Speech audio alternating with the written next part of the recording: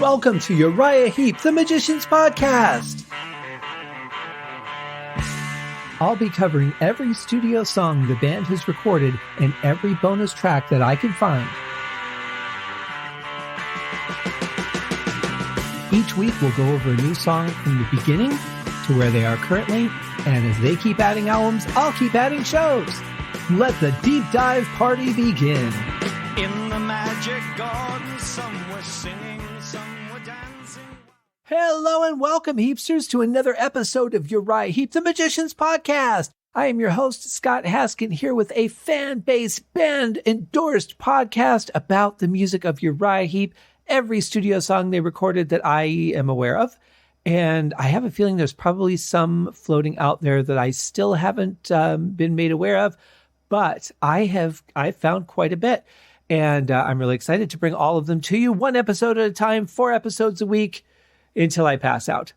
So today we have the final song from Wonderworld, the band's 7th album, and it is a demo version of a song called Stone's Throw.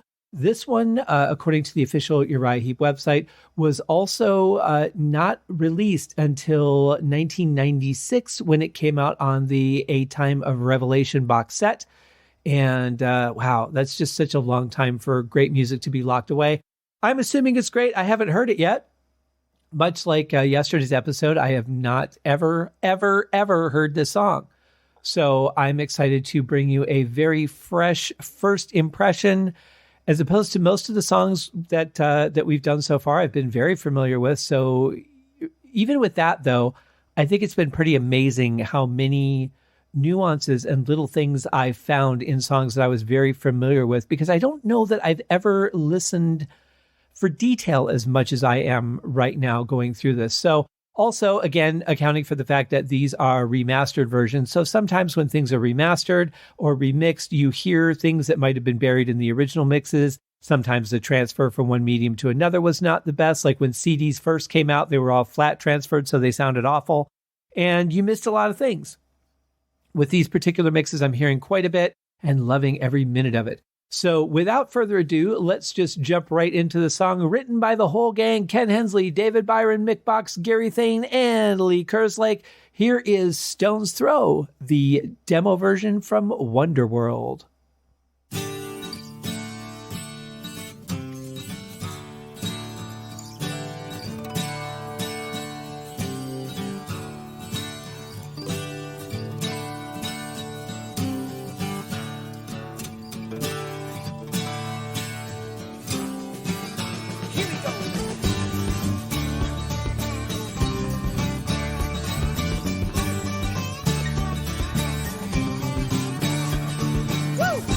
This is the most country I've heard the band sound so far. Definitely has kind of a campfire feel to it, doesn't it? Just imagine a bunch of people sitting around a campfire. They've just told some stories. Maybe they've had a meal, and now they're getting ready to just play some music for everybody. Has a really good feel to it. Interestingly, no snare in the beginning. A lot of interesting bass drum work, but it definitely has a very interesting feel for a Uriah Heep song. Obviously, we've got a myriad of guitar tracks going on here and a little bit of idea that there's going to be vocals because the vocalist himself has made his presence known.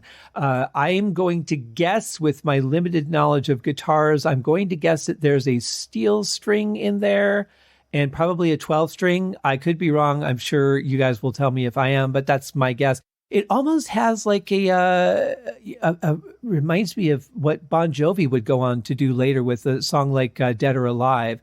That song, obviously much more slower tempo, but just that kind of feel, that kind of guitar strumming thing, and very nice harmonics being played to add a little bit of flavor to it as well. Let's see where this goes.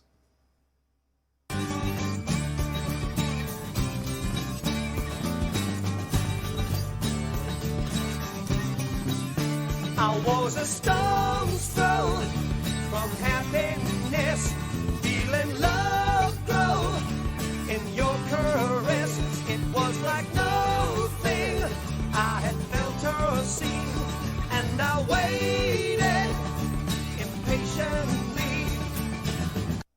Okay, I am hearing a little bit of snare in there. It's played very, very lightly. It could be with sticks, it could be with brushes. I can't actually tell from the volume here because it's very buried in the mix. But it sounds full what the drums are playing. It's got a lot of balance to it there, which is nice. Vocals sound fantastic, of course. Another example, much like we've heard in the last song, of just vocals being delivered as a band, which it's pretty rare when you have that during a verse. But I really like the way it sounds here. I could again picture kind of everyone sitting around a campfire, and they're all tapping their knees or tapping their feet and bouncing whatever on their knees, whether it's the edge of their guitar or whatever, and just all kind of just joining in a chorus together. And not a chorus is in the chorus of the song, but a chorus is in a bunch of people singing in unison. But it sounds really good. I love the feel of this. Very different and unexpected for Heep. But yeah, good song so far. I say that a lot, don't I?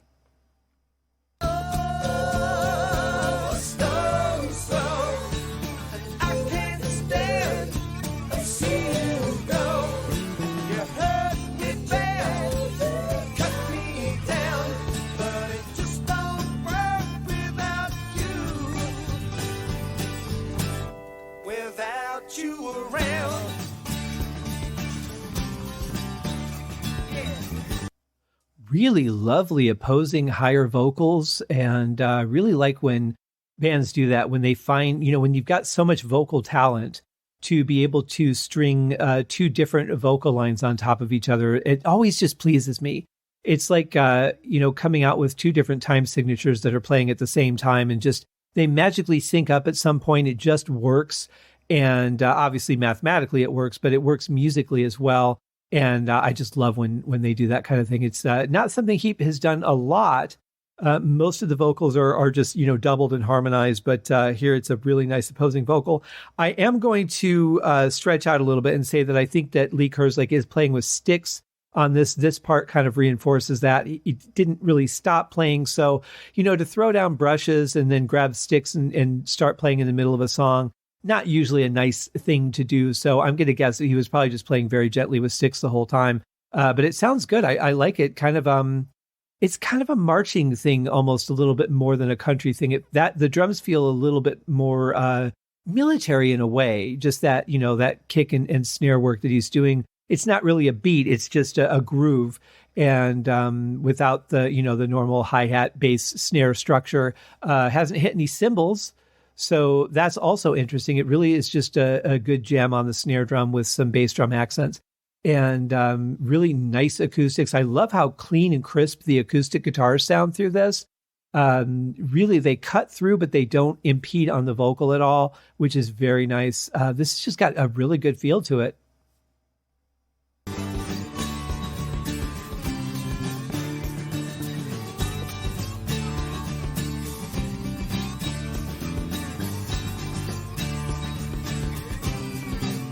It was a short walk, now it's a lonely ride. But turn my day into a lifeless night. It was my belief, and now it's my regret. I've got a one-way ticket that I can't accept. Oh, just a stone's throw, and I can't stand and see you go. You hurt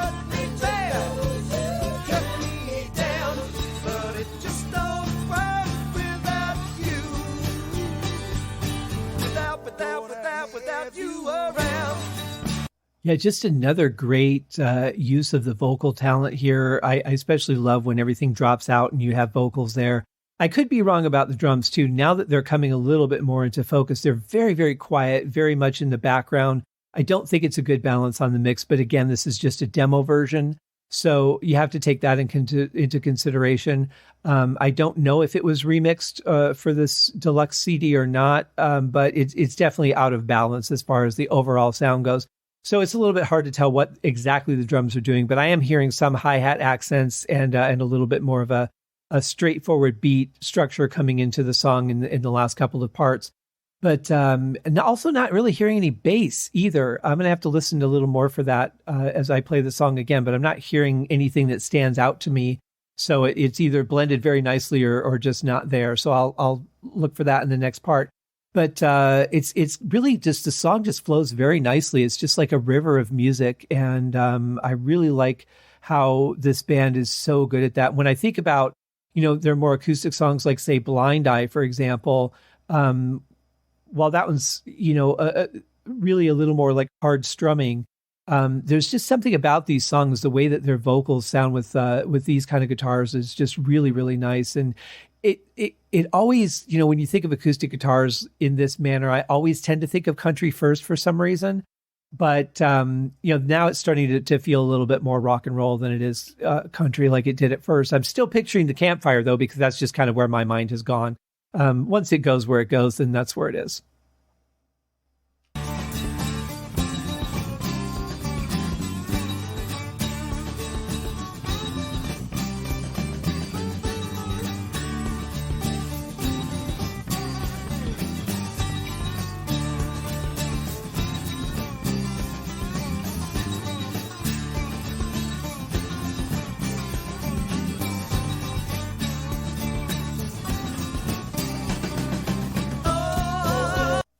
Okay, so I'm hearing a little bit more bass in there now. It's actually playing quite a bit.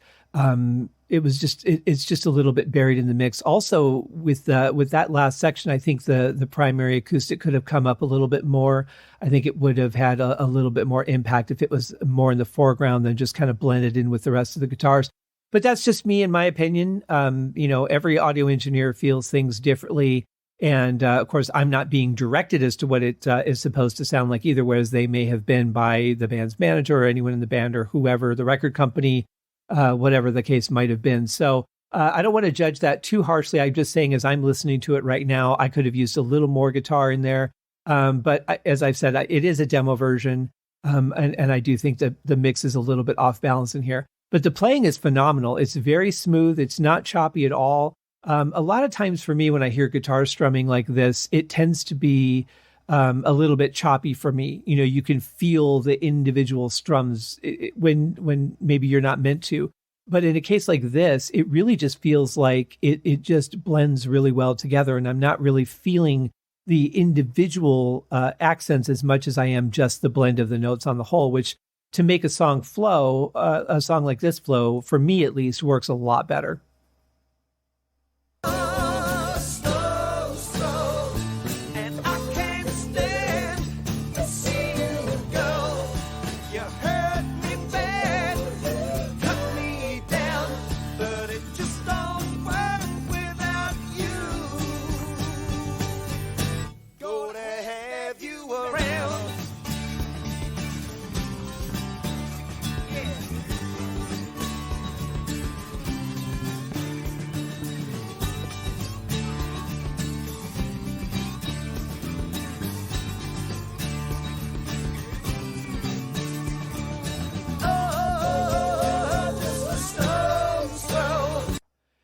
If the low end were beefed up a little bit and the mix was a little more balanced, I could really see this being a commercially successful song.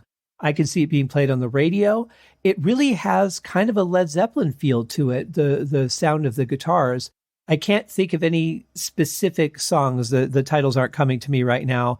But just that acoustic feel. Obviously, the vocals are completely different because Zeppelin didn't have any real harmonies or anything like that like we're hearing with Heep. But just from a musical standpoint, the guitar strumming and that, I could see this being a song that Zeppelin could have done. Same with the drums too. I could see John Bonham playing something similar to this. It would have sounded a lot boomier and maybe have been too boomy for the song, but he knew when to dial back a little bit too. So interesting. I don't think I've had a Led Zeppelin Uriah Heep comparison up to this point, but I could definitely see this being a Zeppelin song just as well, but something that certainly could have potentially been on the radio.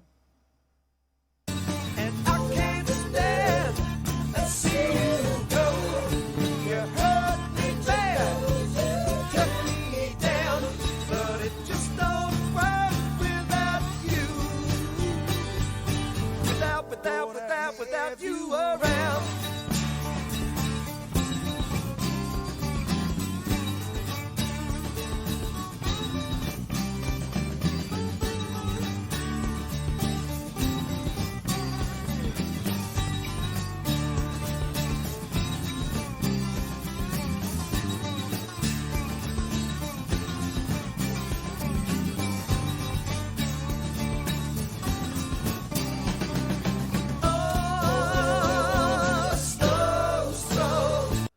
just love the sound of those vocals. They just blend so beautifully together. The particular pitches that they're using just add just an element of beauty to the overall sound. I don't think they could have chosen a better set of notes to harmonize with each other. It just sounds great.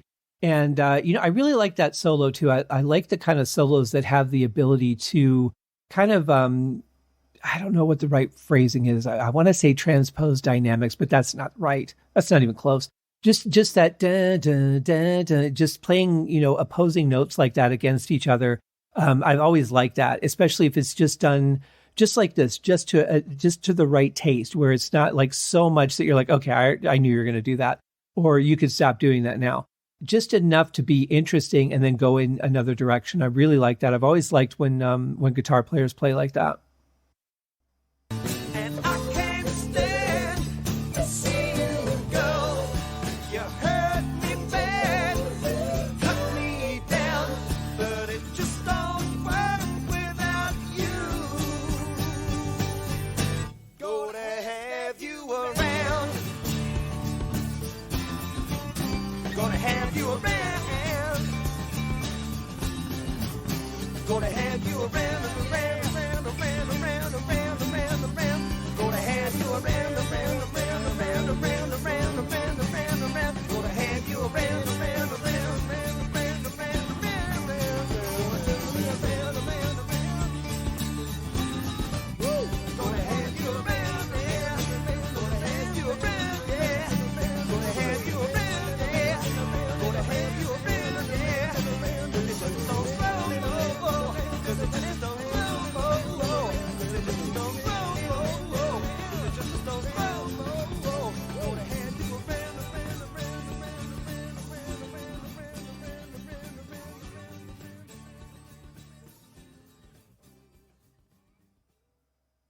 What a great feeling to this song. But I don't know what it is with vocalists. It seems like this is fairly common, that whenever they have a phrase like round and round, they repeat it like that. They just go round and round and round and round. There's a song by Aerosmith on Toys in the Attic called Round and Round, and that's kind of how it ends. It's much slower and much more dragged out. I've always liked the feel of that song too. But anyway, in this case, just a wonderful song. Lots of energy, lots of just good feelings to it. And I really like it. I love the fact that it's really different from a lot of their other songs. In fact, I can't really think of a song that would compare to this. I had mentioned Blind Eye earlier, but only because of the acoustic guitar side. It doesn't really, have any other similarities to this song at all. But for a track that was locked away for 22 years, I think that's kind of sad, because I think it's a good song. And like I said, I think it really had some potential for radio play. Maybe if they would have cut it down another, a couple of minutes off of it, they could have done a radio version of it. But good feelings, good song. And I'm once again pleasantly surprised by an unheard Uriah Heep song. They have not let me down yet in 7 albums. I mean, I know other songs as well, but I mean, just as far as the ones that we've reviewed on the show, not one song I haven't liked in 7 albums, which for any band, just to accomplish that, especially with me, because I'm a very picky listener, it is really magic. I mean, on the show, I'm always trying to find, what's the good in the song? What do I like? If there's something I don't like, I mention it.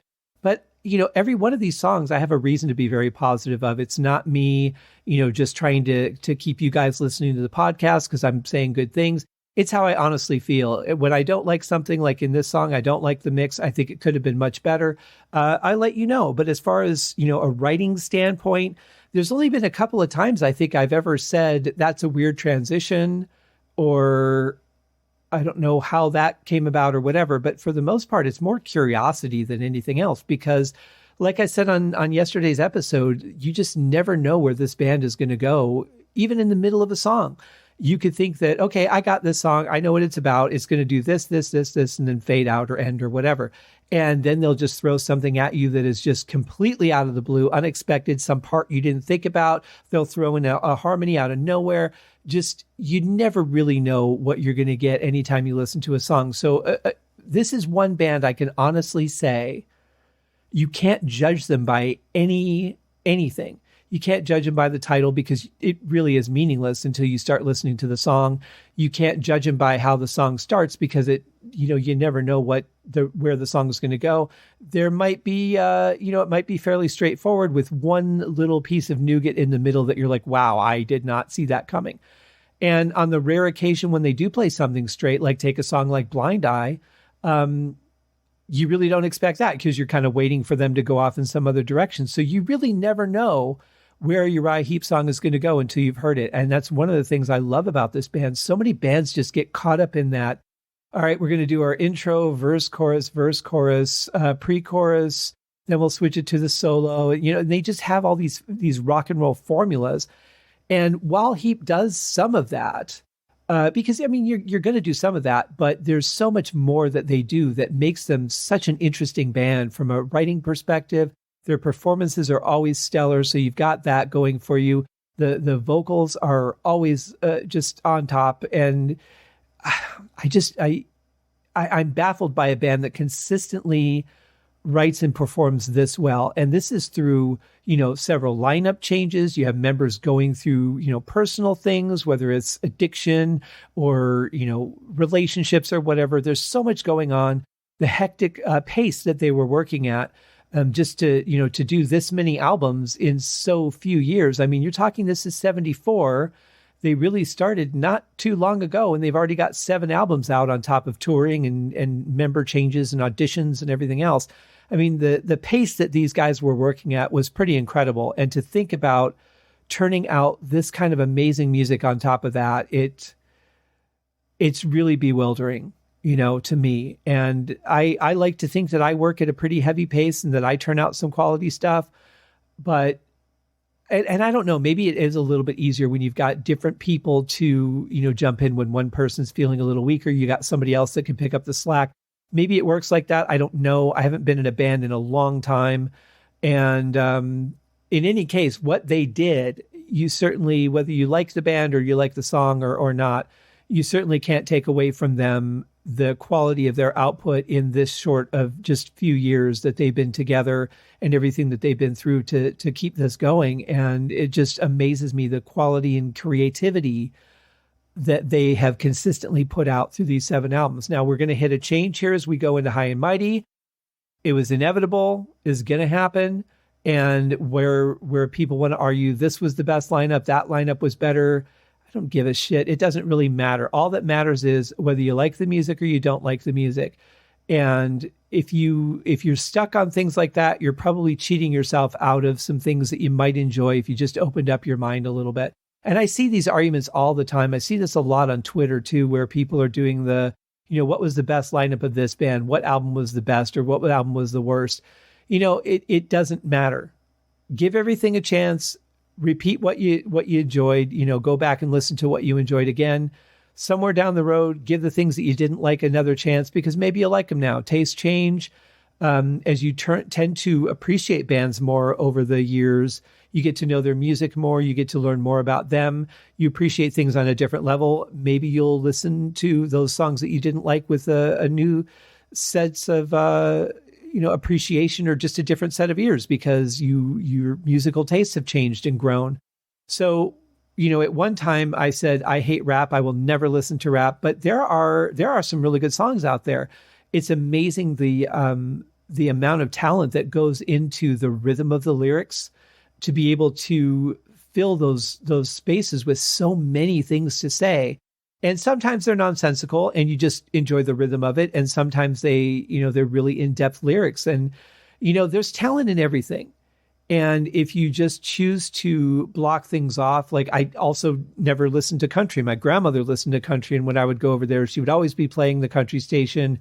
It'd be old stuff too, like Merle Haggard, the stuff that just, you're like, how can people stay awake and listen to this? But over the years, I grew to have appreciation for it. Of course, I was in a country band, so that really opened me up to a lot of music I would never have listened to. And I found a lot of great songs in that. So that's my ongoing suggestion to people is to always, give everything a chance, be open-minded about it. If you walk in going, I hate this, I don't want to hear it, then you're just not going to like it. It would have to be really amazing to cut through a negative attitude.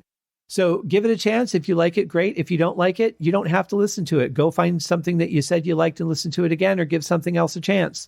It's just find things to enjoy, share those things that you enjoy with others, and let that be what's the most important thing. See you guys. Cheers. Thank you for joining me on this episode of Uriah Heep, the Magicians Podcast. If you have enjoyed this show, please consider going over to Apple Podcasts or your favorite podcast outlet, leaving a rating or a review. Be sure to subscribe to make sure that you are notified when new episodes are available. Please be sure to share this podcast with your fellow Uriah Heep enthusiasts and anyone who you think would like Uriah Heep, which should be everyone. And if you are so inclined, please feel free to contribute to the Patreon account. And if you are not a Patreon subscriber, you can also pay through the PayPal link on the website listed in the show links below. I would also like to thank Uriah Heep for their very generous support of the show, and thank you guys for listening. We'll see you in the next episode. Happy days!